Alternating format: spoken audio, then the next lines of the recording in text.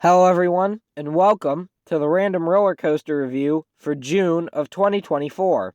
This time, we will be reviewing Manta at SeaWorld Orlando. So let's just jump right into this.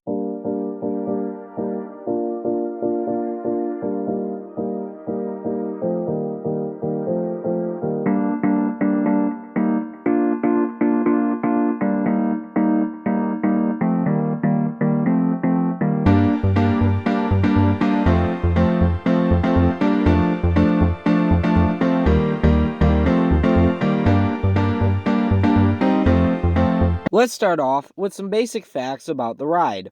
Manta is a flying roller coaster built by Bollinger and Mabillard, or B&M. The ride has a height of 140 feet, a top speed of 56 miles per hour, and a track length of 3,359 feet. The ride features 4 inversions and a dual load station, which is rarely used, but when it is, it's nice. Now, Manta has one of my favorite queues of any roller coaster. You start by entering near the Manta sign before walking through a small cave and across a bridge under one of the ride's final turns. You then enter into the main queue building, and it feels like you are walking through an underwater cave as you pass by rock formations, and for most of the queue you are able to look into a large aquarium with rays and sharks and other fish. After the massive window view into the aquarium, you continue down into the cave where you see more small aquariums before you are split up the stairs into the 2 stations and onto the platform where you will see the massive train parked. As I said before, the trains on this ride are absolutely massive. On the front are some manta rays, and above each row are mantas as well.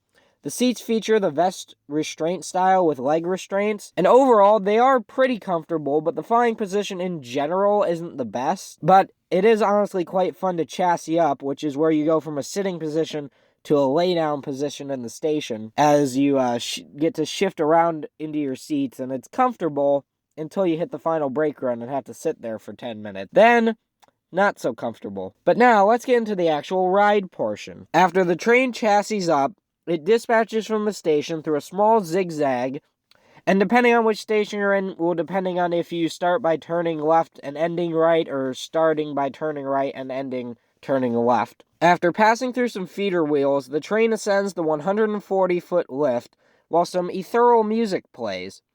As the train crests the lift, the track declines down sharply while riders in the front row feel like they're going to slide out of the front of their seats.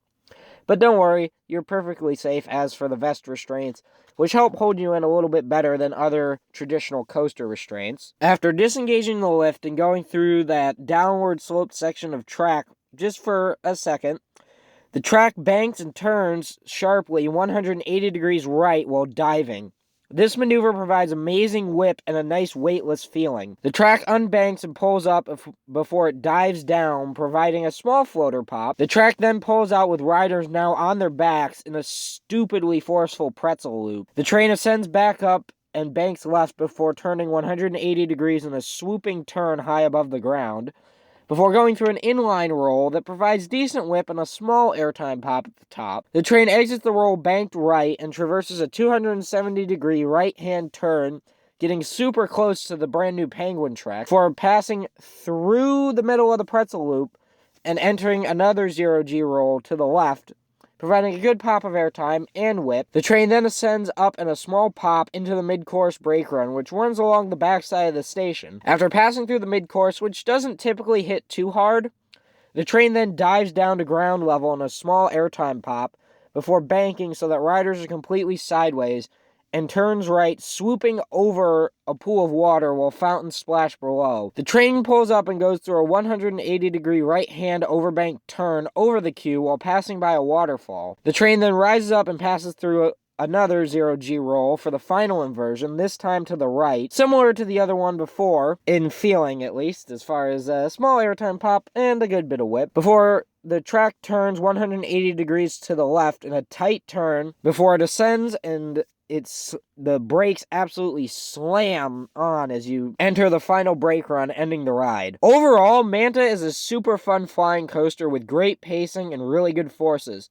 The ride has an amazing setting over the water and passing the rock formations as well as all the foliage, plus the waterfalls and the interaction with Penguin Trek now. The ride has good whip in the inversions and on the drop, with decent airtime and pretty comfortable trains. The ride is pretty smooth, and my only real issue is how long you sit on the final brake run for, because that's not the most comfortable position to sit in while the crew has to keep rechecking restraints, or this is a very complicated loading process, unfortunately. So they need a little bit extra time to load, which is why the dual load station helps, because it allows for the train to be parked on the brake run to just pull into the second station while the other train is still loading.